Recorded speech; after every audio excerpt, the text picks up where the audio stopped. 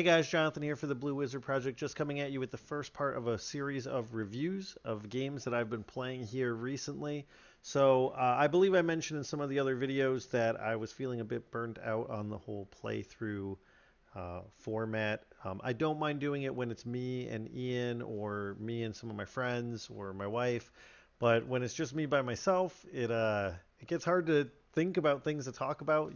I kind of burned through all my material in the 8 billion Mega Man videos that I did over that year. So I want to try going into a little bit more free form videos about just games that I've been playing lately, give you guys my impressions, my takes on it, maybe make some recommendations or tell you what games I would recommend to avoid.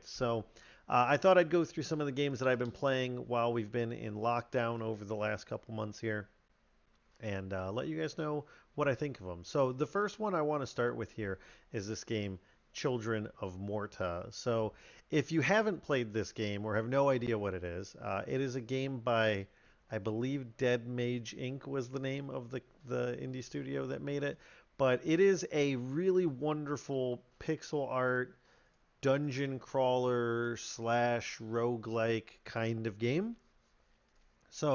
How the game works is you play as this family that you guys can see here. I've put together a really crappy little PowerPoint. You can see my cursor. This is top of the line editing here at the Blue Wizard Project. But it's kind of a pixel art dungeon crawler, similar in the vein of like Diablo, though doesn't control quite the same way as Diablo. You're a little bit more varied on the power ups and items that you can pick up. And how it works is each time you go down into this dungeon, it is randomly generated for you, and you just try to get as far through the level as possible. During the beginning of the game, it is very punishing, and as you get farther into the game, um, and you gain a little bit more abilities, you're able to boost, your attacks, your defense, how much gold you get per run, how much experience you get per run. You uh, make it a little bit easier. I actually played through this game with my wife, and towards the end, we were pretty much breezing through it, but the middle section was quite hard for us. In this game, you play as this family here, and you unlock more and more of them as you go through the story. I believe when you start, you just have the father and the eldest daughter, who is an archer, who is personally my favorite character in the game. Um, and as you play as them, it's pretty cool because each of these individuals in the family have their own move sets, their own talents. Like the dad is this really cool mix of like long range and melee combat. Of course, the archer is all long range, and she has moves where she can like stun lock people and shoot, just a ton of arrows from the sky. Some of them are a little quicker, like the little brother. The daughter is more like a mage, and she can throw out fireballs. Her moveset is different than the older sister because the older sister is weaker but can move and attack, and the younger sister is stronger, but if you attack, you're locked in place. That's pretty cool, and they each have like these skill trees that you can build up however you want. And one thing that I thought was a really cool feature of it is that those skill trees also allow you to unlock moves that benefit all of your party members. I believe that happens every like 5 levels or something like that. The dungeons were really cool, very beautiful. I would maybe even go out to say that this is the most beautiful pixel art game that I have played through. Like the characters, as you can see, are pretty simple, but the backgrounds and the settings were really, really beautiful. There's a lot of lore in the world if you want to get into it. There's a lot of side quests and events that happen.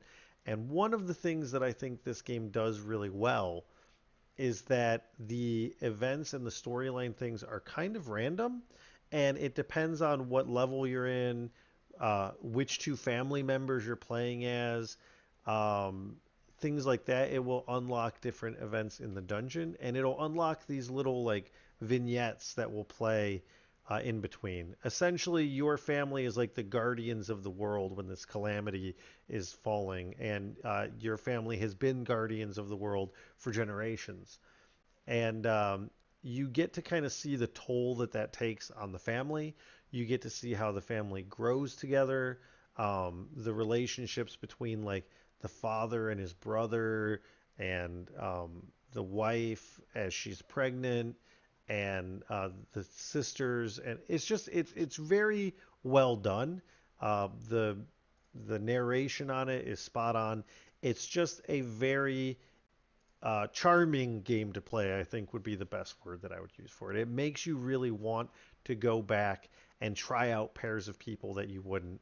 One thing that this game does that I at first really didn't like, but I was kind of thankful for it later, is that if you play one character too much, there's always a small risk that once you finish that run of the dungeons, that your character will need time to recuperate, almost like the mental toll of it is too much for them.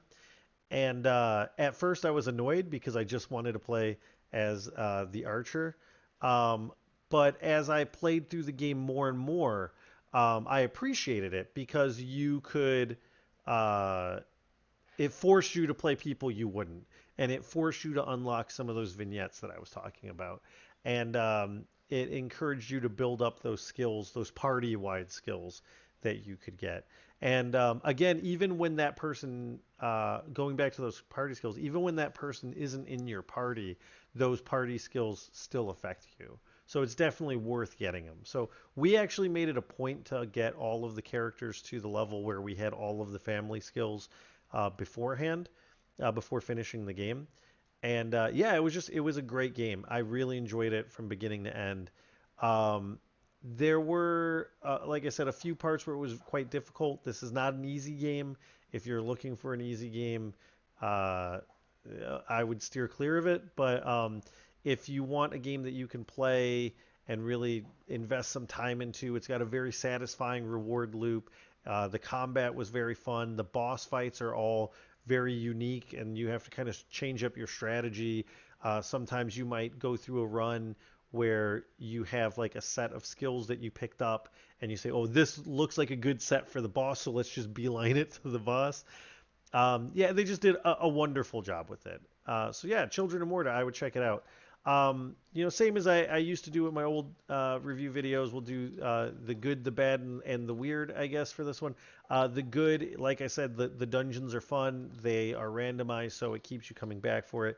The vignettes are a wonderful way to learn the story, and the gameplay is it's just a satisfying game to play through. When you level up, you feel it. When you get a new technique, it really feels like your character has something good, and there are a lot of like little side items and side abilities that you can pick up as you're delving through the dungeons, and it adds a lot of variety. The game stays fresh and doesn't feel like it gets old as you're playing it.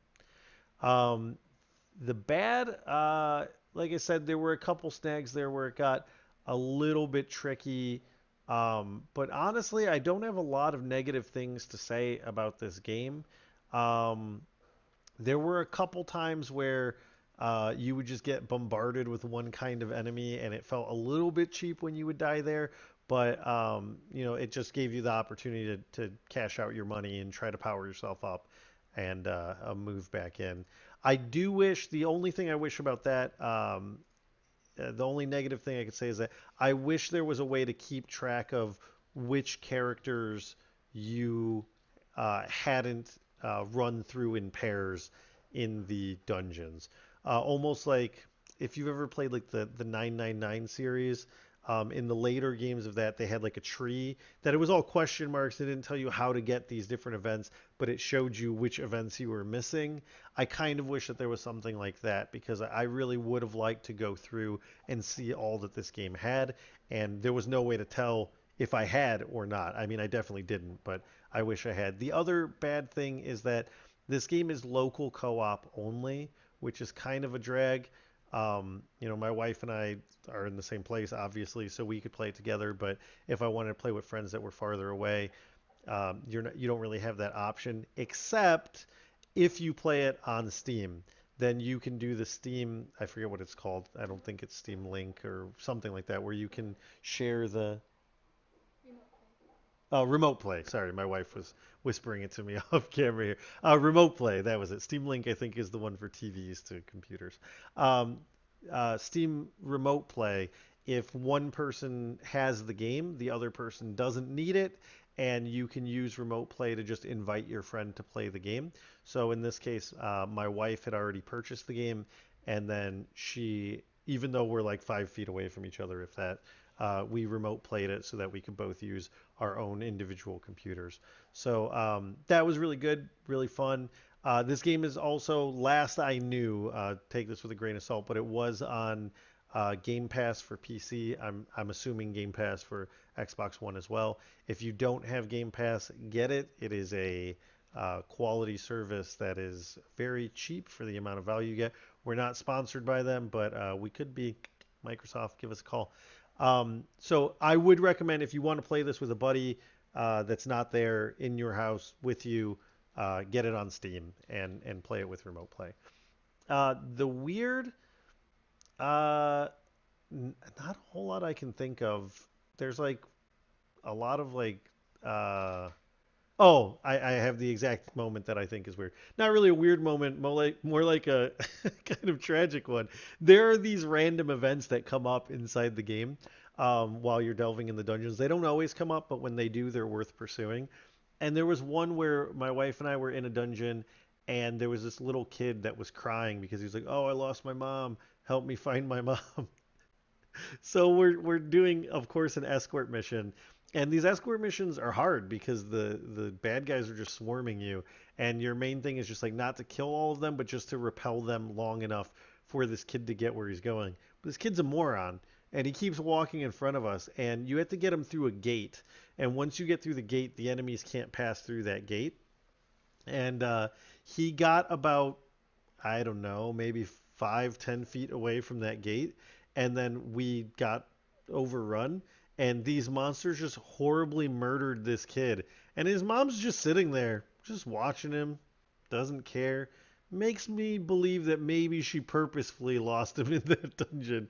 Because why else would you bring your kid into this monster-infested area? So, weird choice to let a mom watch her kid get horribly maimed by monsters. But, you know, games. Am I right? At any rate, that's Children of Morta. As for whether I would recommend this game, I'm sure by this point you already know, but yes, absolutely, it is probably one of the better games that I've played in quarantine. I cannot recommend this game enough.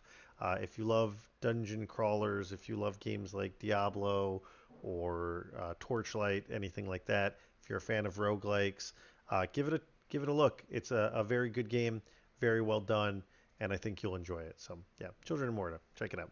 All right, guys, that's been it for this video. I will catch you guys next time. Peace.